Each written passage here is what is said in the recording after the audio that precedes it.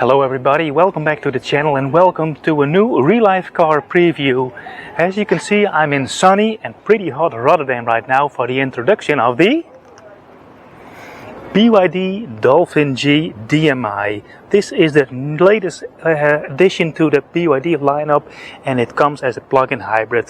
DMI stands for Dual Mode Intelligent. That being said, there is also a DMO DM-i, which stands for Off-Road Premium or Performance if you wish. This is the newest car. Prices start at just under 25,000 euros for the standard range battery pack, which has a 7.4 kilowatt hour battery.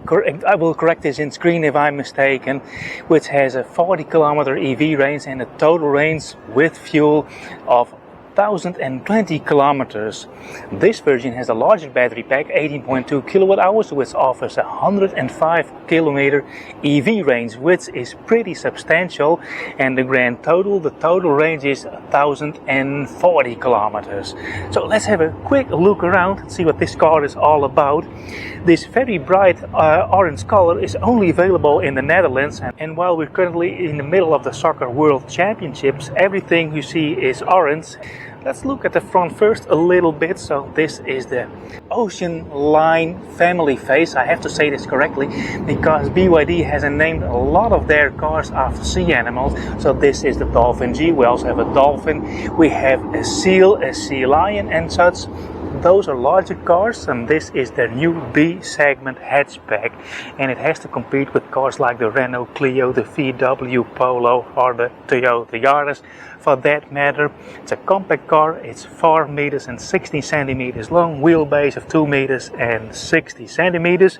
They say they have developed this in order to create optimal interior space, and I think they've done a pretty successful job. We're going for a test drive later on, and if we have a look around at the back, it's a very recognizable I would say family face, family butt in this case. It has really small taillights. I noticed there are really small blinkers in here, because if you look ahead, there is a whole bunch of these cars currently on the way, and I only have limited time to film and drive the car.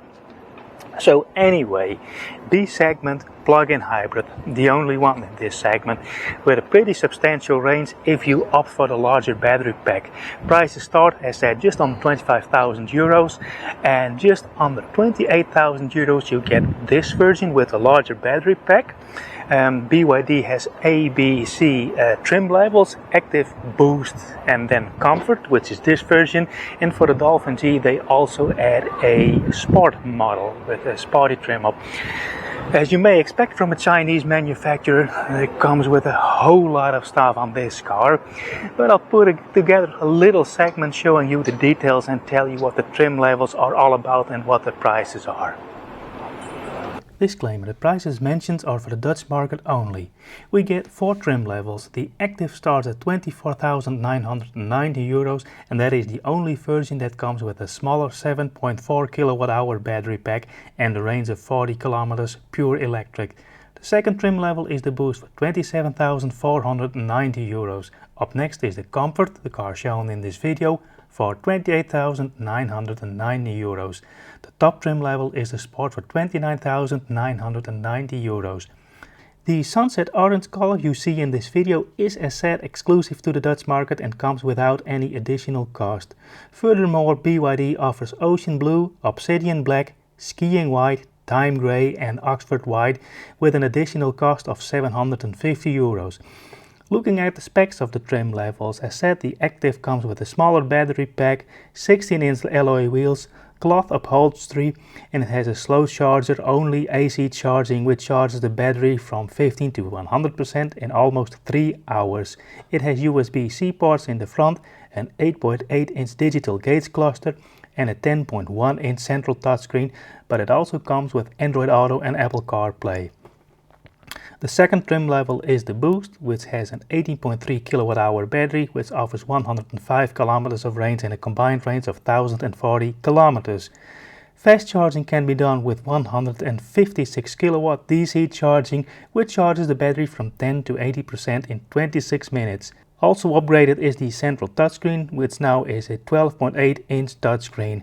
It has a wireless phone charger, which is also cooled, a heated steering wheel, heated front seats and an 8-speaker audio system. Rear passengers get privacy glass, and this vehicle is also equipped with vehicle to load. The car shown in this video is the comfort trim level, which comes with 18-inch alloy wheels, premium upholstery with cloth and artificial leather, a 360-degree surround view monitor, 6-way electric adjustable driver's seat, a head-up display, panoramic sunroof with sunshade, LED interior lighting and entrance light in the door mirrors. The top trim level is the Sport, which gets 18-inch black alloy wheels, Sport badges, a different rear bumper with body color panel in there, seat upholstery in micro suede and exclusive Sport badges on the front headrests. So that's all the information that I have on prices and trim levels. Let's have a peek under the hood now, because that's where all the interesting stuff happens. So this is it, the DM-i powertrain, currently in its 5th generation.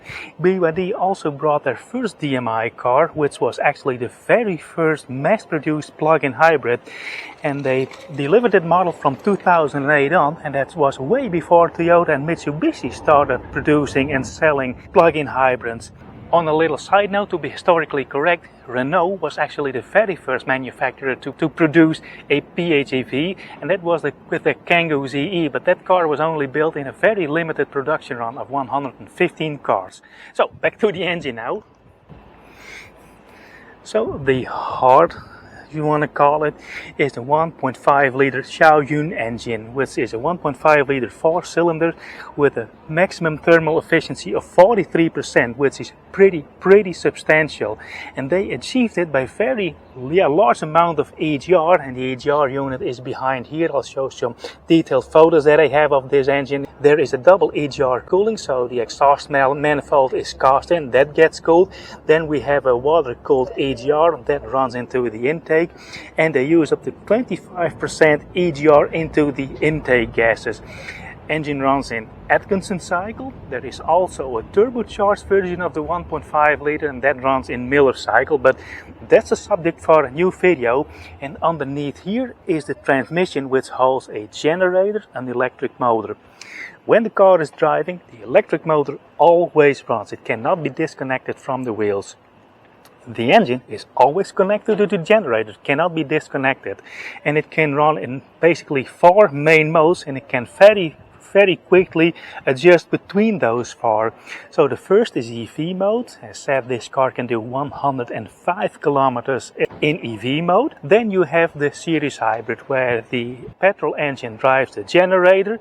There is a large inverter and power electronics underneath here. It can split off the power towards the battery and towards the electric motor, and then the electric motor drives the wheel. So that's series hybrid. At higher speeds, the petrol engine can also be connected to the wheels. There is a clutch in there that directly connects the crankshafts to the transmission, so have a mechanical drive, and in that mode the generator is also running, but mostly it uses battery power to assist the petrol engine.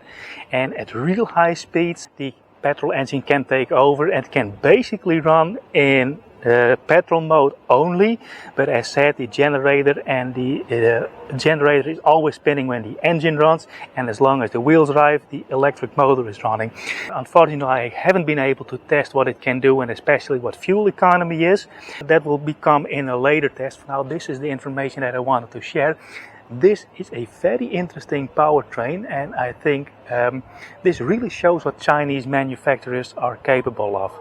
Now let's have a quick look in the cargo area. See what we have here. A little boat sailing by. You probably can't see much right now because it's pretty dark. But anyway, cargo area 425 liters. When you fold the rear seats down, 1225 liters. And that's a pretty substantial and super usable cargo space. Now I want to see if I can film inside, but it's really dark in here. Anyway, two little tie-down hooks, LED lights, and it's pretty low and I don't see any provisions to raise it. But what I do notice is that everything is carpeted. It's not plastic material. So this really nice. Oh, also has some tie-down hooks down here. And also the camera wants to show over here in the back. Probably get trouble with lights. And what's underneath the cargo floor. Ooh, very neat carry bag, tire repair kit it says, and some, well, first aid equipment probably, but this finishing is actually really nice, and for this price starting under 25,000 euros, well, I didn't expect that. Anyway, let's look at the interior.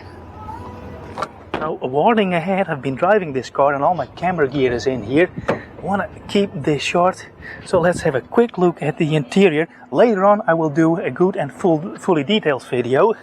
Let me power up the car first. Fun thing is that it is the start button is in the center, so foot on the pedal, start it up, and immediately the AC starts running. It's about it's currently 27 degrees here, so that is a small instrument cluster. It's an 8.8 inch screen. Must say that the lettering, the font is really small, and for my old eyes, and yeah, wearing glasses, I need to wear glasses driving, this is a little bit too small to read, but maybe you can change it, but that's something to figure out in a later video. Over there is the gear selector stock, and that's the same that we saw in other Chinese products lately. We used to see this from Mercedes, as I mentioned then, and that's something that you'll have to get used to a little bit, but after 5 minutes of driving you know what to do. Indicator stock, and on the indicator stock are also the controls for the front and rear wiper. Now let me get the camera back a little bit more. So this is the steering wheel. It's the well-known BYD steering wheel, at least I know. I've seen it in other BYD products. There is the center screen, and as you may know, I'm not a big fan of screens, but look at this. You push it and it immediately switches off, and it is very fast to respond, and this is where the Chinese manufacturers really differentiate them from other manufacturers. The speed of their electronics and these kind of systems is super fast, and one thing that I like really much, look, there are no physical buttons for the HVAC controls. It does have dual zone climate control, but if you want to adjust the temperature on the fly, you have a 3-finger swipe. I'm gonna try that while driving later on in this video, but with 3-finger swipe you can adjust the temperature. That's very, very smart. It's a Google based system. It has Android Auto. Currently my telephone is connected, and you have a lot of Google services, and some people don't like it, but I assume when you watch this video on YouTube, I'm also on Odyssey by the way, but if you're watching this video on YouTube, you're already using Google products. So let's have a look at the center console while I tidy up the passenger seat. So here are a couple of buttons. This is the switch for EV and hybrid mode, traction control, alarm lights. There is the auto hold function and a quick defroster. So you do have one physical button for the HVAC controls. And this is the selector switch for the drive mode. Cup holders. Here is a wireless phone charger that is also cooled. And there is a third cup holder which I currently use for my glasses. Because if you look up there, you don't see any. Oh, there is a pocket for the sunglasses. Darn. Have to pay attention, Arnold. And also here are the capacitive touch buttons for the curtain of the panoramic sunroof. If the camera wants to show that. And over there, if the camera tilts down a little bit, is the famous Swan Bridge, the Erasmus Bridge in Rotterdam.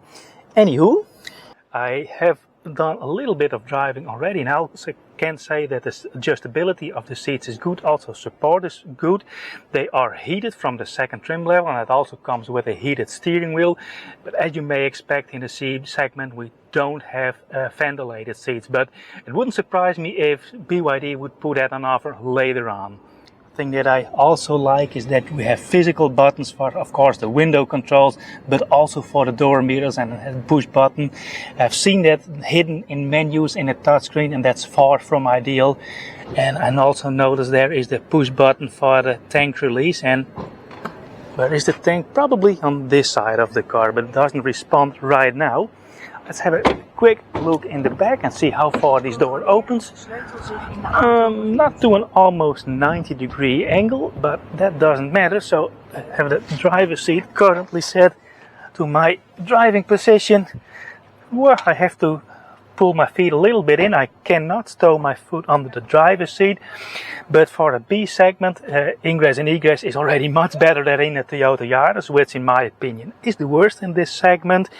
And if I were an adult, if I had to sit here for an hour and a half or so, I wouldn't be bothered all too much. Let's see how far these windows open. Let's move the camera around. Look, they almost sink completely into the door, so we have a nice large door opening, and I must say outward visibility is just great. Let's look at the creature comforts. Rear passengers do get a fan, which I think is really nice, especially if you have smaller children on the rear seat. And there are 2 USB-C outlets, and as I guess we don't have a center armrest. Now this car does have the extra sunroof, which comes on the higher trim levels, so that takes up a little bit of headroom, but I must say headroom in this car is actually quite nice. And it's a real large panoramic roof. I'd rather do without, but if you have children on long drives and you drive through the city environment like this, I'll show you the view by the way. If you look through the city and drive through the city and have this view for the kids, they absolutely love it. Anywho, I have to get moving, so I'll catch you up in a minute. So these are actually my very first meters in a BYD with a DMI powertrain, and I was really interested in driving this car and seeing how the DMI performs, because I recently did a technical deep dive for my job for an article, and I was very impressed with this technology. This Dolphin G is the first BYD to get the 5th generation Gen 5 of the DMI. And by the way, you also have DMOs and DMPs, where the O stands for off-road and the P for performance or premium, and that is used in the Denza products. It also gets a larger engine. This one has the 1.5 liter 4-cylinder Xiaoyun engine combined with the DMI powertrain. I have to observe the navigation a little bit while I'm talking, but all in all, first impressions, well, it looks familiar BYD to me. We have a little cluster of buttons over here. The ventilation is working really well, and since the battery is fully charged and this is the large range battery, we do a lot of EV driving, so I think I will do this entire test drive. I only have an hour to drive. 2 kilometer doorrijden op de S122. In full electric mode, so there's that. But what I wanted to say, and notice that the telescoping function of the steering wheel has a real far reach. You can really pull it pretty far towards me. View on this little instruments panel is good. It is a little bit small, and for people with less optimal eyesight, it can take a little time to adjust to the screen. I just wish it was a little bit taller, but then again, I currently have the navigation screen on here. I can also mirror it via Android Auto or CarPlay on this larger screen, which I'm currently doing. So seating position is good. The seats are fairly tall. I feel there is a little bit of undulations on these roads here, but the suspension is pretty firm. The C and Sport trim level come with 18-inch alloy wheels, so you have a little bit less sidewall. I think the regular version, the active version, which is the entry model, may be the choice for people that can't do all that much plug-in charging and drive it as a regular hybrid. And with the smaller wheels, it comes with 17-inch wheels, I also think that is the version that is the most comfortable to ride. This leans a little bit more to a sportier driving style, but I can tell tire noise, suspension noise is very well insulated in this car. And yeah, the Mercedes gear selector stalk, it's something that we see a lot on Chinese cars. I've mentioned it before, don't think I need to mention it again. And the wipers are operated from the indicator stalk, and there are 2 rotary dials, which I'll show you in a close-up in a second, that operate, well, the front and the rear wipers. So I'm a little bit in stop-and-go traffic right now, and I can tell that I'm really happy with the accelerator response of this car. It's very predictable and it's good to dose, so to speak. Ga rechtdoor. It's a little bit bumpy on some surfaces, but it's on the firmer side. I think it kind of has the same suspension setup that a lot of modern Japanese hatchback is, and it is in a way a competitor to the Toyota Yaris, especially in price, and this is the only plug-in hybrid in the B segment, but it feels kind of the same as the Toyota Yaris suspension-wise. It has a sporty touch to it. Nice thick steering wheel, which from the second trim level is heated. It comes with heated seats also. It was a nice bump, and that's really telling that they got the suspension comfort and suspension tuning really figured out. So well done, BYD. Steering also, there's a fair amount of power assist, but not too much, fairly weighted, and the steering rack is pretty quick, so would be an interesting car to take on the mountain roads and do some alpine passes, I would say. Not wanting to say that it's a sport car of sorts, but it is an engaging car to drive, and I think that's exactly what a B segment hatchback needs nowadays. Volume controls are here.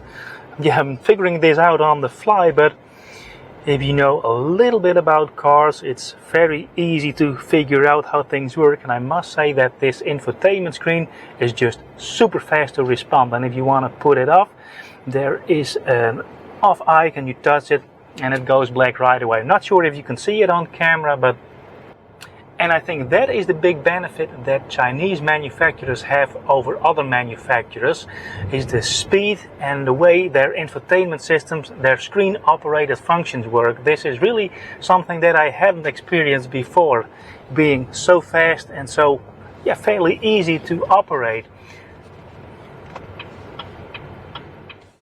Unfortunately, my time with the car is up right now, but I hope I have provided you with plenty of information. I will be driving the car in a future video. Anyway, that's it for now. Thanks for watching and see you on the next one. Bye!